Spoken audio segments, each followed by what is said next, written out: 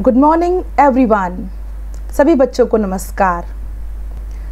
I am Almaz Baig before you and in today's class I am going to teach you lesson 2 of your 10th class textbook. आपकी text book का नाम है the spring blossom.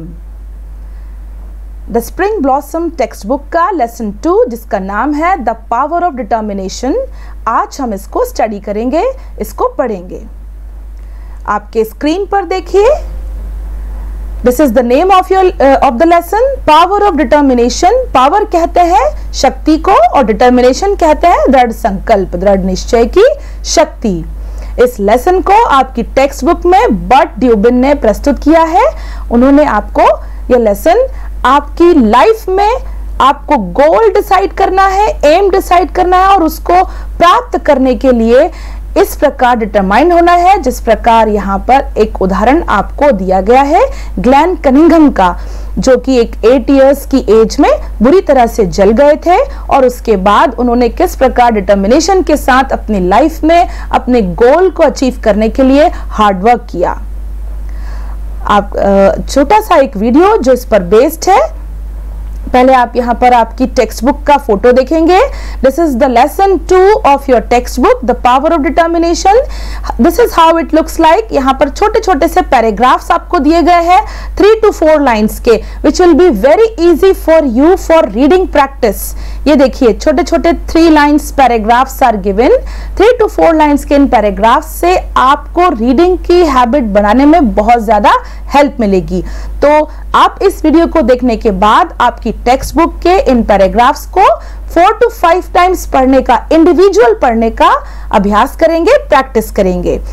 This is of 2 pages. ये देखिए 2 pages में है। This is written by Burt Dubin and here is a short paragraph which is the conclusion of the lesson, जिसमें lesson का सारांश और कंक्लूजन दिया गया है। मैं आपको एक तस्वीर दिखा रही हूँ। This is a picture of Glenn Cunningham, जिनके बारे में इस पार्ट में, इस लेसन में आपको बताया गया है that how hard working and determined he was. कितने मेहनती वो थे कि उन्होंने अपनी इस क्रिपल पोजीशन को चेंज करके ही won the world's Olympic race of 800 metres. 800 metre की रेस में उन्होंने गोल्ड मेडल हासिल किया और वर्ल्ड चैंपियन अपने आप को बनाकर बताया। You can see this is the real picture of Glenn Cunningham. ये ग्लेन कनिंघम की वास्तविक तस्वीर है, जिसमें आप देख सकते हैं कि he is not able to stand up himself। वो अपने आप में खड़े होने के भी योग्य नहीं है। He is standing himself with the support of a clutch। वो ये एक बैसाखी के मदद से खड़े हुए हैं। Here are some pictures of Glenn Cunningham. जब वो बड़े हुए तो you can see him running on the track। यहाँ आप देख सकते हैं कि ग्लेन कनिंघम रेस के मैदान में किस प्रकार दौड़ रहे हैं। And here he is winning the point. यहाँ पर वो जीत वाला जो पॉइंट है उसे प्राप्त करते हुए दिखाई दे रहे हैं। You can see in this picture Glenn Cunningham और उनके द्वारा जीते गए कप्स, मेडल्स और सर्टिफिकेट्स की किस प्रकार 8 इयर्स की एज से लेके और जब वो बड़े हुए उन्होंने अपने आप को जो है वो प्रूफ करके बताया, साबित करके बताया। Here is a short video। बच्चों यहाँ आपके लिए एक छोटा सा जो कि ग्लेन कनिंघम की लाइफ पर बेस्ड है। You can have a look। आप इसको देख सकते हैं।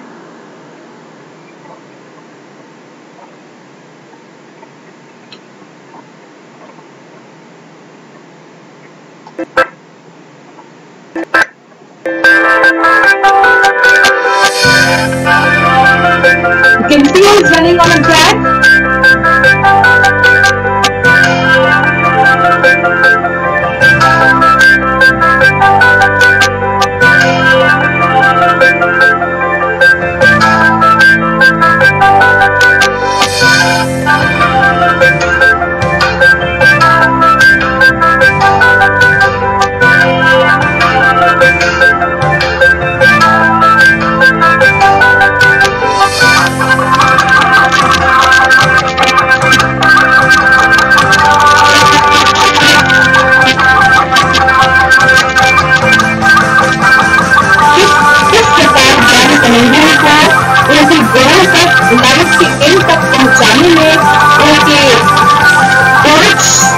शिक्षक, उनके पेरेंट्स और उनके कलीग्स ने उनके साथियों ने उनकी हेल्प करी and finally he became the world champion.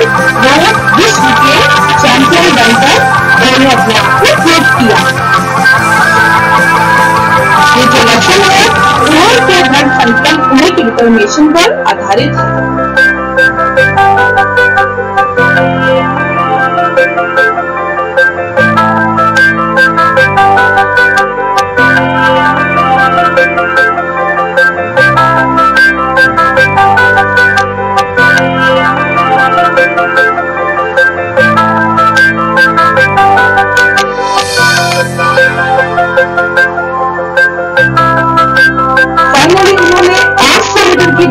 विश्व का पुराना रिकॉर्ड तोड़कर एक नया रिकॉर्ड स्थापित किया और अपने आप को प्रूव करके बताया।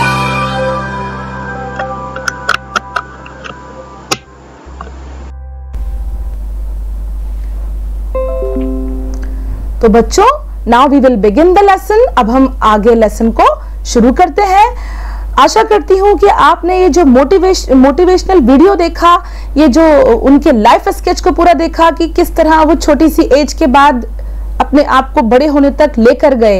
You will also set a goal in your life. आप भी अपने जीवन में एक लक्ष्य निर्धारित करेंगे और उसको पाने के लिए इसी प्रकार डिटरमाइंड होके मेहनत करेंगे, प्रयास करेंगे। Let's begin the lesson. अब हम इस लेसन को पढ़ना शुरू करते हैं। You will listen it carefully, बहुत ध्यान पूर्वक सुनेंगे and after my reading my video is over, आप स्वयं इसको एक एक पैराग्राफ को पढ़ने की प्रैक्टिस करेंगे, which will help you to improve your English, जिससे आपकी इंग्लिश जो है उसका स्तर काफी सुधर सकता है। I am reading it for you. The little country schoolhouse was heated by an old-fashioned pot-bellied coal stove. A little boy had the job of coming to school early each day to start the fire and warm the room before his teacher and his classmates arrived.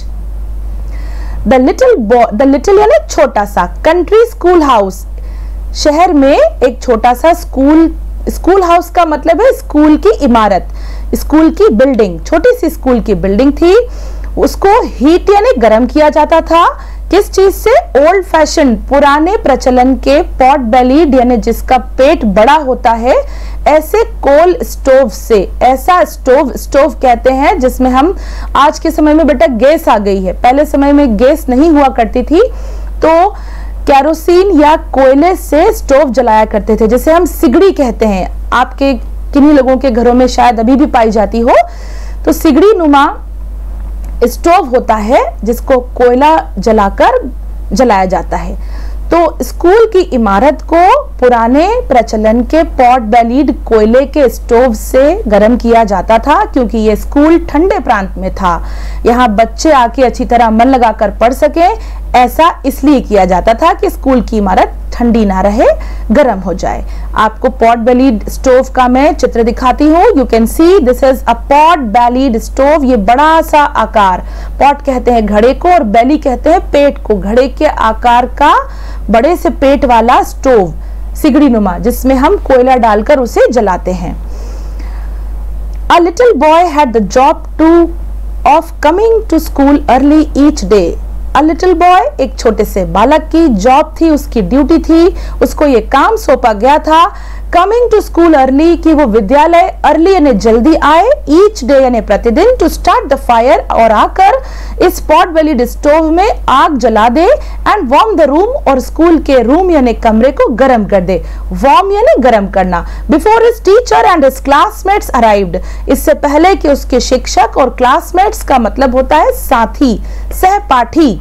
Classmates और teachers के arrive यानी आना, पहुंचना, उनके पहुंचने से पहले ऐसा कर दिया जाए, ऐसी जॉब, ऐसा काम इस लिटिल बॉय को दिया गया था। बेटा इन वर्ड्स में जो भी वर्ड्स आपको डिफिकल्ट लग रहे हैं, यू कैन नोट डाउन। अभी इसी समय आप उन शब्दों और उनके अर्थ को नोट करते चलेंगे, ताकि क्लास ओवर होने के बाद आप इनको अच्छी तरह नोटबुक में लिख लें और फिर उन्हें याद कर लें, मेमोराइज कर लें। आगे क्या होता है? One morning they arrived to find the schoolhouse engulfed in flames. One morning they arrived. एक दिन जब वे स्कूल, दे का मतलब वे, अब वे कौन हुए यहाँ पे? All the classmates and the teachers, सभी साथ पढ़ने वाले बच्चे और टीचर्स जब एक दिन स्कूल पहुंचते हैं to find the school house engulfed, तो क्या देखते हैं कि जो स्कूल हाउस है, स्कूल की जो इमारत है, दैट इज एंगल्व्ड इन फ्लेम, वो आग की फ्लेम यानी लपटें उसमें एंगल्व्ड है, यानी उनसे घिरी हुई है। एंगल्व का मतलब होता है चारों ओर से घिर जाना। You can see in the picture, this is the picture of a house and this is engulfed with flame. ये आग की लपटों से एंगल्व है, घिरा हुआ है। Write down the word and it's meaning in your notebook.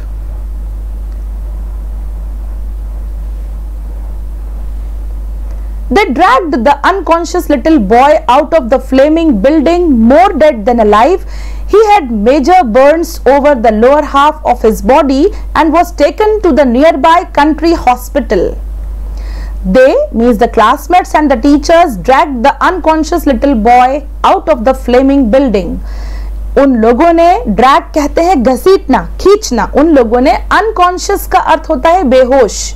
बच्चा आग की लपटों के कारण जल चुका था और अनकॉन्शियस हो गया था, होश में नहीं था। उन्होंने इस लिटिल बॉय को, छोटे से बालक को ड्रैग करके, घसीट के फ्लेमिंग बिल्डिंग से, जलती हुई इमारत से बाहर निकाला। And how was his condition, उसकी कंडीशन कैसी थी? मोर डेड देन अलाइव, जीवित से ज्यादा वह मृत था, यानी उसमें कोई मोशन नहीं बचा था, कोई हरकत नहीं बची थी। He had major burns over the lower half of his body. उसके lower half यानी निचले शरीर में, बॉडी यानी शरीर में, major burns यानी गंभीर घाव, जलने के घाव हो चुके थे। And was taken to the nearby country hospital, और उसे पास के, nearby यानी पास के, समीपस्थ country hospital यानी शहर के अस्पताल में ले जाया गया। Then what happens? आगे क्या होता है? From his bed, the dreadfully burned, semi-conscious little boy faintly heard the doctor talking to his mother. The doctor told his mother that her son would surely die, which was for the best, really, for the terrible fire had devastated the lower half of his body. यहाँ पर बताते हैं from his bed, उसके बिस्तर से। Now the boy is in the hospital, वो अस्पताल में है और वहां बेड पर लेटे हुए dreadfully burned semi conscious little boy, dreadfully यानी बुरी तरह से, बर्न्ड यानी जला हुआ, सेमी कॉन्शियस यानी थोड़ा थोड़ा होश में है और थोड़ा बेहोश है, छोटा सा बालक। फैंटली हर्ड, सुनता है, हर्ड यानी सुनता है, द डॉक्टर, चिकित्सक को, टॉकिंग टू हिज मदर, कि वो उसकी माँ से बात कर रहे हैं। The doctor told his mother, और डॉक्टर उनकी माँ से कहते हैं that her son would surely die, कि उनका बेटा पक्कों में मर जाएगा। श्योरली यानी बिल्कुल पक्का, डाई यानी मर जाएगा। Which was for the best, और ऐसा हो जाए तो ज्यादा बेहतर है, बेस्ट यानी अच्छा है। रियली, वास्तव में, for the terrible fire had devastated the lower half of his body, क्योंकि इस टेरिबल फायर, इस भयावह आग ने, फायर यानी आग, हैड डिवेस्टेटेड यानी पूरी तरह नष्ट कर चुकी थी, the lower half of his body, बालक के लोअर हाफ को, निचले शरीर को पूरी तरह से डिवेस्ट हो गया था, वो नष्ट हो गया था। तो इससे बेहतर है कि बालक जीवित ना रहे, मर जाए, ये उसके लिए बेहतर होगा। ऐसा the semi-conscious little boy heard, बेहोशी की हालत में उस बच्चे ने डॉक्टर और मदर को ऐसी बातें करते हुए सुन लिया था। तो बताइए, जब हम ऐसी बातें करते हुए किसी को सुन ले तो हमें क्या करना चाहिए? लाइफ के लिए होप रखना चाहिए या छोड़ देना चाहिए? एक छोटा सा 8 इयर्स का बॉय है, जब वो ये बातें सुन रहा है तो देखिए उसने क्या किया। What next? But the brave boy did not want to die. ऐसा सुनने के बाद ये जो बॉय था, यहाँ पर उसके लिए brave boy, how was the boy, boy कैसा है, बालक कैसा है? ही वॉज ब्रेव, वो बहादुर था। And he decided that he will survive, he did not want to die, वो मरना नहीं चाहता था। He made up his mind, उसने अपना मन बना लिया, दैट ही वुड सर्वाइव, कि वो जिएगा ही, सर्वाइव यानी जीना। somehow to the amazement of the physician, किसी तरह से फिजिशियंस कहते हैं डॉक्टर्स को, डॉक्टर्स के अमेजमेंट, उनको आश्चर्य में डालते हुए, he did survive, वो जी गया, survive यानी जी गया। When the mortal danger was past, और जब मृत्यु का खतरा, mortal danger, mortal यानी मृत्यु, मरना, और danger यानी खतरा, जब मृत्यु का खतरा दूर हो गया, पास्ट यानी बीत गया, यानी वो बच गया, he again heard the doctor and his mother speaking quietly, उसने फिर अपने डॉक्टर और माँ को धीरे से, क्वाइटली यानी चुपके से बातें करते हुए सुना। हर्ड, हर्ड यानी सुना, अगेन यानी फिर से, दोबारा। क्या सुना? The mother was told that since the fire had destroyed so much flesh in the lower part of his body, it would have been better if he had died, since he was doomed to be a lifetime cripple with no use at all of his lower limbs. The mother was told, माँ से कहा गया, that since the fire had destroyed, क्योंकि आग, fire यानी ज्वाला, आग, destroyed यानी नष्ट कर चुकी थी, so much flesh in the lower part of his body. flesh का अर्थ होता है मांस, हमारी बोन्स, हमारी हड्डियां फ्लैश से ढकी हुई होती है, मांस से ढकी हुई होती है, और फायर यानी आग के कारण उसके लोअर लिम्स का, लोअर पार्ट का जो मांस था, फ्लैश था, वो पूरी तरह से डिस्ट्रॉय हो गया था, नष्ट हो गया था। It would have been better, बेहतर होता, इफ ही हैड डाइड, कि ये मर गया होता। Since he was doomed to be a lifetime cripple, doctors उसकी माँ से कहते हैं, उसका दुर्भाग्य बताते हैं कि he was doomed to be a lifetime cripple, lifetime यानी जीवन पर्यंत, संपूर्ण जीवन, cripple यानी अपंग, अपाहिज, और doom यानी होता है दुर्भाग्य। बच्चे का दुर्भाग्य बताते हुए फिजिशियंस मदर से कहते हैं that he would be a lifetime cripple, कि वह जीवन भर अपंग रहेंगे, चल नहीं पाएंगे, with no use at all of his lower limbs, क्योंकि उनके लोअर लिम्स में, उन लोअर लिम्स यानी निचले लिम्स, लिम्स यानी पैर, हमारे शरीर में 4 लिम्स होते हैं, 2 होते हैं हमारे हाथ, ये है अपर लिम्स, और जो नीचे हमारे पैर हैं ये हमारे लोअर लिम्स। तो क्योंकि उनके पैरों में कोई भी एबिलिटी नहीं बची है, तो वो लाइफ टाइम क्रिपल होंगे, ऐसा डॉक्टर्स को माँ से कहते हुए उस ब्रेव बॉय ने सुन लिया था। What next? आप देख सकते हैं यहाँ पे क्रिपल को बताया गया है through a picture. This boy is not able to walk, ये बालक चलने के योग्य नहीं है। ही इज यूजिंग क्लचेस, देखिए ये क्लचेस यानी बैसाखियां यूज करके खड़ा हुआ है। हिज लोअर लिम्स जो है do not have ability to walk, इसके लोअर लिम्स यानी निचले भाग में शरीर के पैरों में चलने की क्षमता नहीं है, कोई मोटर एबिलिटी नहीं है। ऐसे बालक को, ऐसे व्यक्ति को हम क्रिपल कहते हैं। क्या कहते हैं? क्रिपल। Then what happens? जब बालक ये सुन लेता है तो आगे क्या होता है? Let's see. Once more the brave boy made up his mind. Once more का मतलब होता है एक बार फिर। The brave boy made up his mind, ये बहादुर बालक अपना माइंड, अपना मन बना लेता है। He would not be a cripple, he would walk, but unfortunately from the waist down he had no motor ability, his thin legs just dangled there, all but lifeless. उसके निचले शरीर में कोई मोटर एबिलिटी नहीं बची थी। He would not be a cripple, वो अपंग और अपाहिज नहीं बनेगा, ऐसा उसने मन बना लिया था।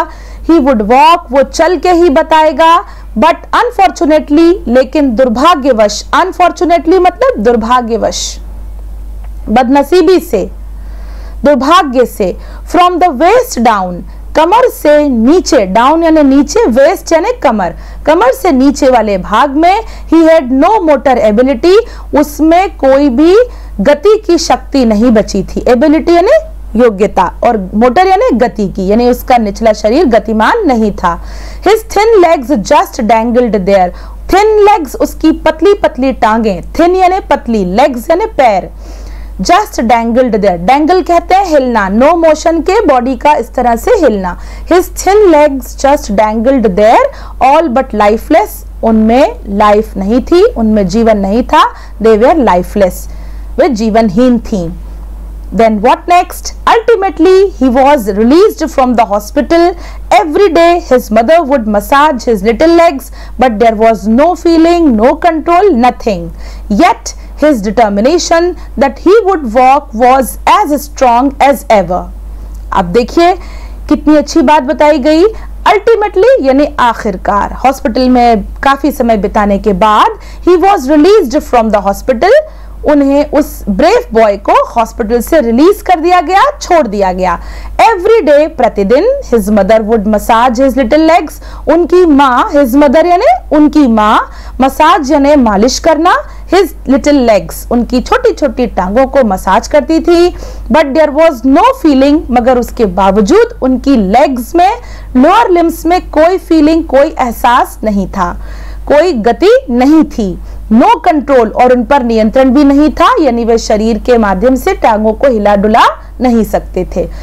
नथिंग येट हिज डिटर्मिनेशन, फिर भी उनका जो दृढ़ संकल्प था, दैट ही वुड वॉक, कि वो चल के बताएंगे, was as strong as ever, वो पहले की तरह ही आज भी वैसा ही था, यानी वे हार नहीं मान रहे थे, हार मानने वालों में से नहीं थे। आगे देखते हैं।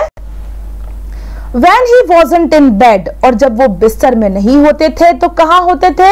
He was confined to a wheelchair, तो वो एक पहिएदार कुर्सी पर हुआ करते थे। One sunny day, एक दिन जब सूर्य चमक रहा था, his mother wheeled him out into the yard to get some fresh air, उनकी माँ उनको wheeled him out, उनको व्हील चेयर पर बाहर लेकर आती है। यार्ड यानी खुले आंगन में, खुले स्थान पर, घर के आगे या पीछे जो खुली जगह होती है उसे हम यार्ड कहते हैं। अगर आगे है तो फ्रंट यार्ड और पीछे है तो बैक यार्ड, तो यार्ड का अर्थ है खुली जगह। तो उनकी माँ उन्हें व्हील करके यार्ड में लेकर आती है to get some fresh air, कि उन्हें कुछ ताजा हवा मिल जाए। दिस डे, इस दिन क्या करते हैं वो? इंस्टेड ऑफ सिटिंग देयर, वहां व्हील चेयर पे बैठने के बजाय, he threw himself from the chair, वो अपने आप को कुर्सी से फेंक देते हैं। थ्रू यानी फेंकना, अपने आप को। अपर पार्ट में तो उनकी मोटर एबिलिटी थी, वो हिला डुला सकते थे, ऊपर के भाग को वो उठाकर घास के ऊपर फेंक देते हैं। He pulled himself across the grass, और वो अपने शरीर को ग्रास यानी घास के ऊपर पुल यानी खींचते हैं। Dragging his legs behind him, और आगे का शरीर आगे बढ़ जाता है और उसके पीछे पीछे उनकी लेग्स जो है वो घिसटती हुई चली जाती हैं। ड्रैग शब्द का अर्थ समझाने के लिए यहाँ मैंने आपके लिए एक पिक्चर सिलेक्ट की है। You can see this is a grassed ground, ये ग्राउंड है, एक यार्ड है जिसमें घास लगी है। And this boy is pulling himself, ये बालक अपने आप को पुल कर रहा है, खींच रहा है, क्योंकि उसके आगे के अपर लिम्स में मोटर एबिलिटी है, आगे का शरीर वो घिसटता है, तो पीछे की जो लोअर लिम्स हैं वो अपने आप आगे की ओर घिसटती चली आ रही हैं। तो इस प्रकार इस छोटे से बालक ने अपने बॉडी को ड्रैग किया, घसीटा और चलने की, आगे बढ़ने की कोशिश की। Now he worked his way to the white picket fence bordering their lot. With great effort, he raised himself up on the fence. Then, step by step, he began dragging himself along the fence, resolved that he would walk. कितनी अच्छी बात यहाँ बताई गई है बच्चों। He worked his way, उन्होंने इस प्रकार काम किया। To the white picket fence, कहाँ तक अपने शरीर को घसीटा? आप देखिए यहाँ पर आपको एक तस्वीर दिखाई जाती है।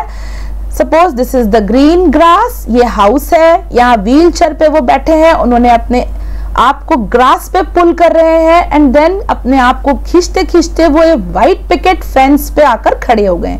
ये जो घर की जो बाउंड्री दिख रही है, ये देखिए आप व्हाइट कलर की है और ये व्हाइट पिकेट फेंस है। फेंस यानी बागड़, बाउंड्री। आप छोटे से बालक हैं और अपने आप को इस बाउंड्री के सहारे खड़ा करके और चलने का प्रयास करना शुरू कर रहे हैं। तो पिकेट का अर्थ आप समझ रहे हैं। Picket means these separate sticks, ये जो स्टिक्स हैं। नाउ विथ ग्रेट एफर्ट, बहुत अधिक प्रयास के बाद, एफर्ट यानी प्रयत्न, प्रयास, व्हाइट पिकेट फेंस का अर्थ आपको समझ में आ गया होगा, बॉर्डरिंग देयर लॉट, बॉर्डरिंग जो कि बॉर्डर पे, घर के बॉर्डर पे, घर के किनारे पे लगी हुई थी, उस व्हाइट पिकेट फेंस बागड़ को पकड़कर आप खड़े होने का प्रयास करते हैं। बहुत ज्यादा एफर्ट्स लगाने के बाद ही रेज्ड हिमसेल्फ, वो अपने आप को खड़ा कर पाते हैं अपॉन द फेंस, बागड़ की मदद से। देन उसके बाद स्टेक बाय स्टेक, उस फेंस की जो एक एक स्टिक है उसे हम कहते हैं स्टेक। स्टेक बाय स्टेक, एक एक स्टेक को पकड़कर ही बिगेन ड्रैगिंग हिमसेल्फ, वो अपने आप को घिसटना शुरू करते हैं अलोंग द फेंस के साथ साथ resolved that he would walk, और इस रिजोल्यूशन के साथ, इस दृढ़ संकल्प के साथ कि वे चल पाएंगे और चलेंगे ही। यहाँ आपको मैंने पिकेट दिखाई, ये सभी हैं तो ये पिकेट है। और जब हम एक की बात करते हैं तो दीज आर स्टेक। देखिए यहाँ नीचे नोक होती है, ये मिट्टी की जो धरती होती है उसमें अंदर दबा दी जाती है। तो when we talk about individual, अलग अलग जब बात करेंगे तो ये स्टेक कहलाएंगे, और जब ये पूरी पंक्तिबद्ध होंगे तो हम इन्हें पिकेट कहेंगे, और जब इस प्रकार ये घर के आसपास लगे होंगे तो ये फेंस कहलाएंगे। तो आपने बच्चों यहाँ देखा कि पिकेट किसे कहते हैं, स्टेक किसे कहते हैं, और किस प्रकार वो अपने आप को व्हाइट पिकेट फेंस की मदद से ड्रैग करने में सफल होते हैं, कामयाब होते हैं। In today's class we have covered almost 7 to 8 small paragraphs. आज हमने 7 से 8 छोटे छोटे पैराग्राफ्स को कवर किया है। I hope that you might have understood the meaning of the words carefully. आपसे आशा करती हूँ कि आपको इनके अर्थ अच्छी तरह समझ में आए होंगे, और आपको इन वीडियोस को देखने के बाद स्वयं इनको रीड करने की प्रैक्टिस करना है, और इनके जो वर्ड्स और मीनिंग है इनको अपनी नोटबुक में लिखना है। अगली क्लास में हम लेसन को कंटिन्यू करेंगे और इस पर बेस्ड क्वेश्चंस और आंसर्स को सॉल्व करेंगे। आज के इस क्लास को पूरा स्टडी करने के बाद आप वर्ड्स को अंडरलाइन करेंगे। जो वर्ड्स आपको डिफिकल्ट लग रहे हैं, underline those words and note them in your notebook. In my next video I will give you the words and there meanings. उनके मैं आपको मीनिंग भी बताऊंगी। वैसे तो कुछ मीनिंग मैंने आपको आज भी बता दिए हैं, but the remaining meanings I will give you in my next video. तो please underline the words, note down in your notebook, and then in the next class write their meanings also. आज की class में हम यहीं पर ख़त्म करेंगे। अगली क्लास में आपसे फिर मुलाकात होगी। जब तक के लिए गुड बाय।